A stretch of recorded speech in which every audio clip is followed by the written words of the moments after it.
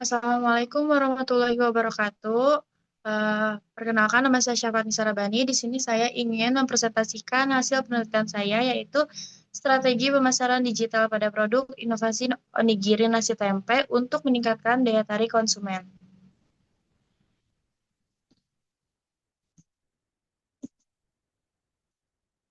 Di sini ada latar belakangnya. Tempe merupakan produk fermentasi kedelai yang kaya protein dan sangat dikenal di Indonesia. Potensi tempe untuk dikembangkan dalam berbagai produk inovasi sangatlah besar, termasuk sebagai bahan utama onigiri, makanan praktis khas Jepang yang kini mulai populer di Indonesia.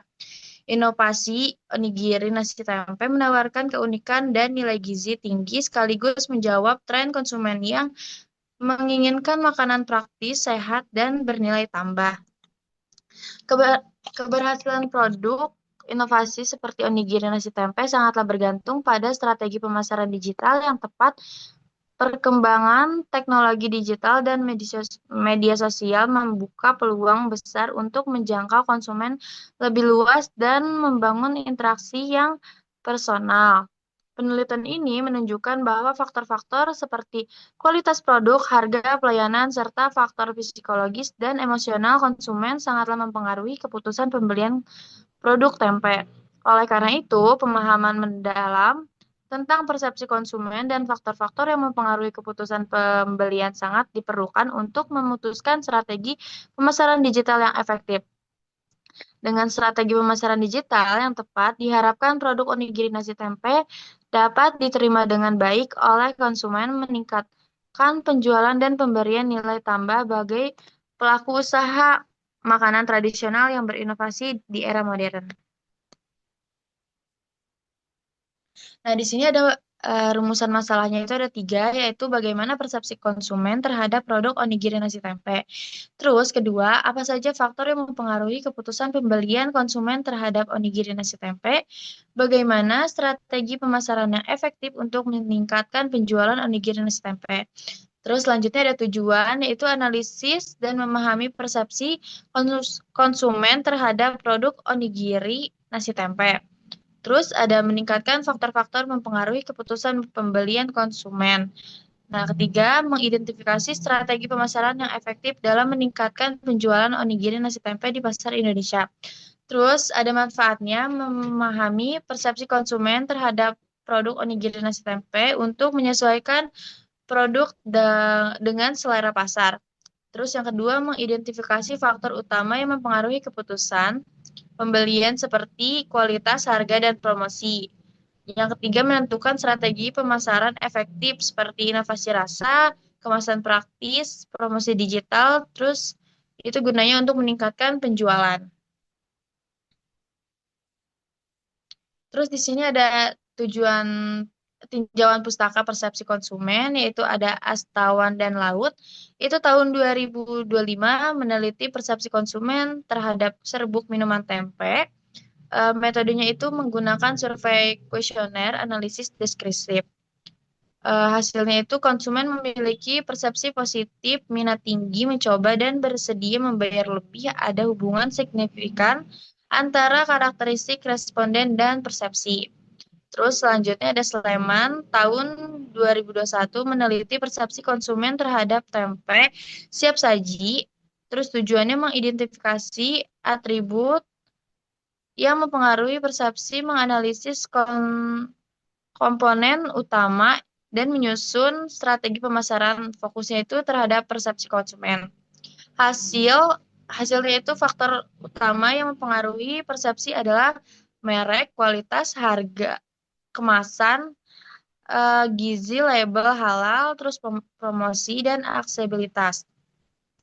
Terus di sini ada Andriwan itu tahun 2023 penelitian persepsi konsumen terhadap brownies tempe versus brownies biasa. Tujuannya itu mengetahui perbedaan persepsi dan pengaruh nilai persepsi. Nah, terus ada metode analisis deskriptif dan regresi logit. Nah, hasilnya itu nilai kualitas dan emosional berpengaruh signifikan terhadap keputusan pembelian ulang.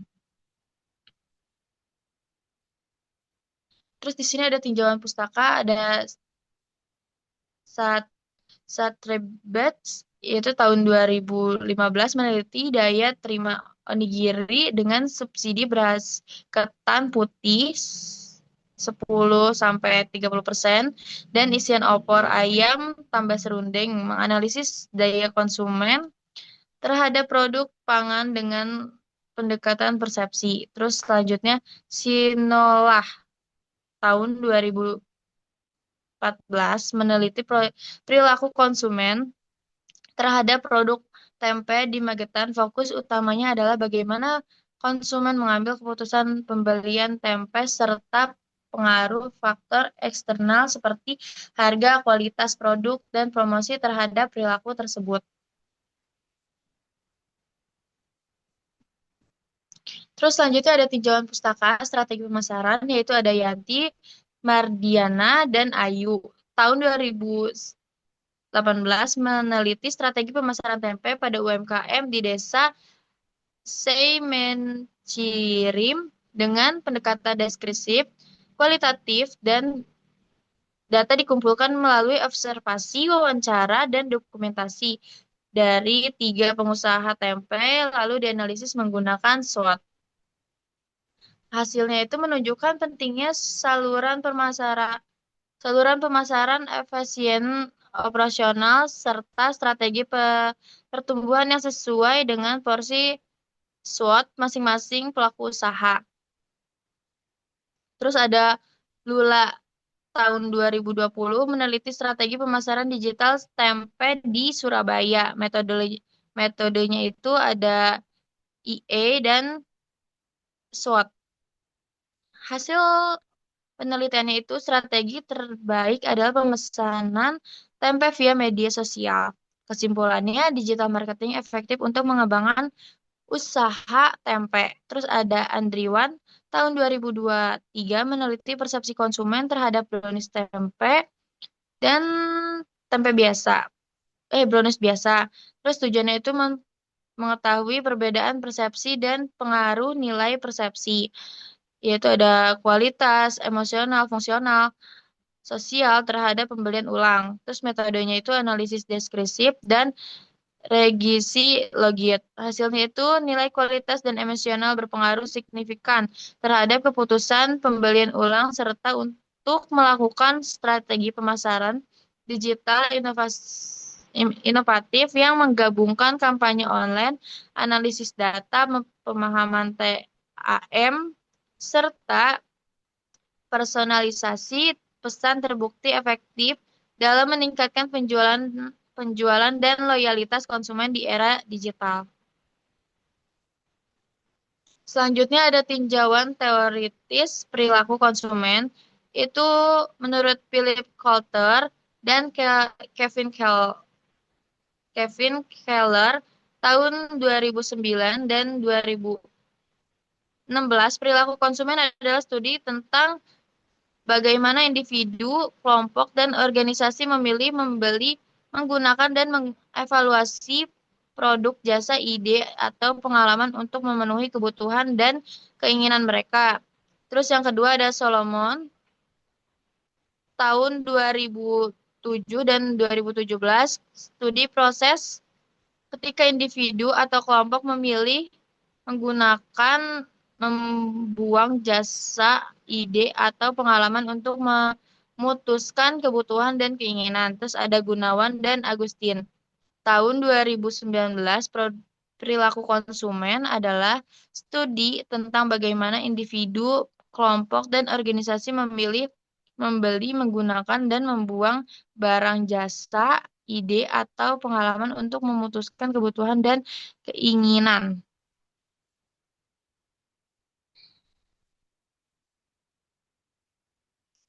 Ya, lanjut. Terus di sini ada tinjauan teoritis persepsi konsumen, yaitu ada Dewi dan Gosal tahun 2020 menyatakan bahwa persepsi konsumen adalah proses di mana seseorang menerima perhatikan dan memahami informasi yang ada untuk membuat keputusan pembeli. Terus ada Sanaji dan Sophia tahun 2009 tahun 2013 mengemukakan bahwa persepsi muncul akibat sensasi, yaitu tanggapan cepat indera terhadap stimuli seperti cahaya, warna, dan suara, kemudian membentuk persepsi. Terus menurut Solomon dan Saputra, tahun 2014 menyatakan bahwa persepsi adalah proses bagaimana stimuli dipilih organisasi dan diinterpretasikan oleh individu. Menurut Majfulit tahun 2005, persepsi adalah proses pemilihan, penyusunan, penafsiran informasi untuk mendapatkan arti.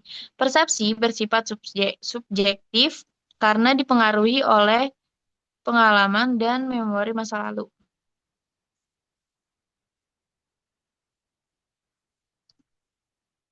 Nah, selanjutnya ada faktor yang mempengaruhi keputusan pembelian, yaitu menurut Kotler, Kotler tahun 2015, budaya merupakan kumpulan nilai persepsi, keinginan, dan perilaku yang dipelajari dari keluarga dan masyarakat yang sangat mempengaruhi perilaku pembelian konsumen.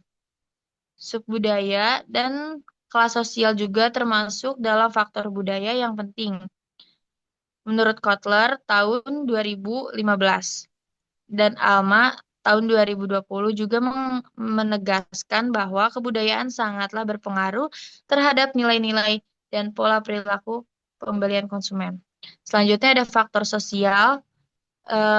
Menurut Purboyo, meliputi kelompok referensi, keluarga, peran, dan situs sosial mempengaruhi keputusan pembelian. Menyebutkan bahwa lingkungan sosial, budaya, termasuk kelompok acuan dan keluarga sebagai faktor yang mempengaruhi konsumen dalam pembelian keputusan pembelian maksudnya. Faktor pribadi mencakup usia, tahap siklus hidup, perjalanan gaya hidup, kepribadian. Menurut Tijpono tahun 2016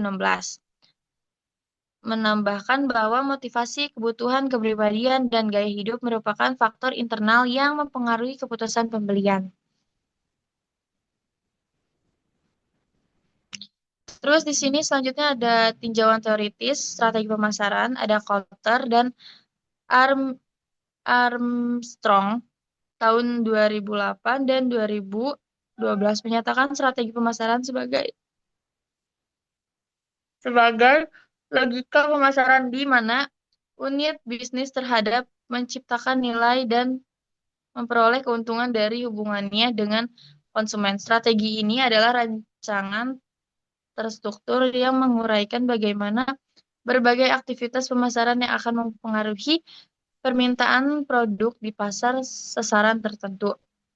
Selanjutnya ada Curtis tahun 2008 dan 2016 mengidentifikasi strategi pemasaran sebagai keseluruhan program perusahaan dapat menentukan strategi pasar dan memutuskan konsumen dengan membangun kombinasi elemen marketing seperti marketing mix, seperti produk, distribusi, promosi, dan harga. Terus selanjutnya, menurut Restiani, Wijaya, dan Wildan tahun 2023 menyebutkan strategi pemasaran sebagai rancangan struktur yang digunakan sebagai panduan dalam aktivitas pemasaran untuk mencapai tujuan bisnis seperti meningkatkan kesadaran merek penjual dan hubungan pelanggan.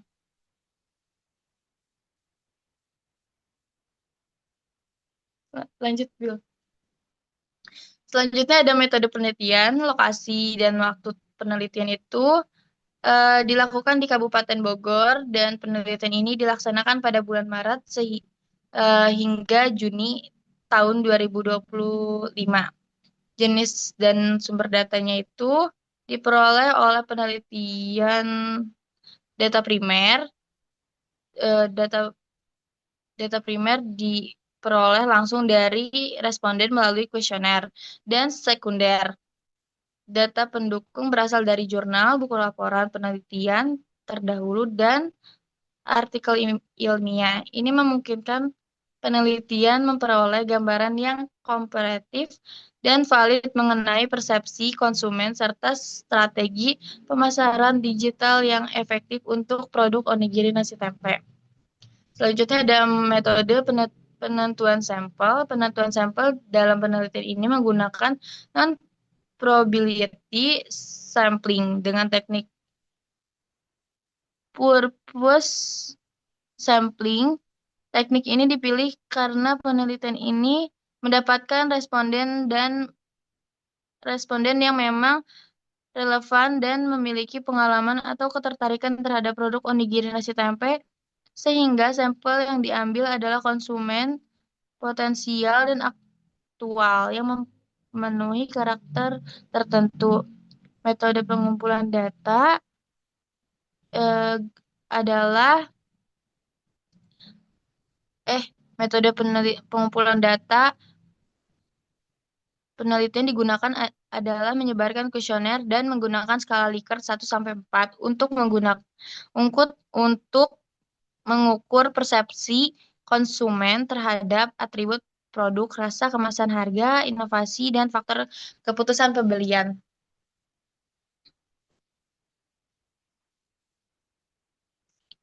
Terus selanjutnya ada metode pengolahan data.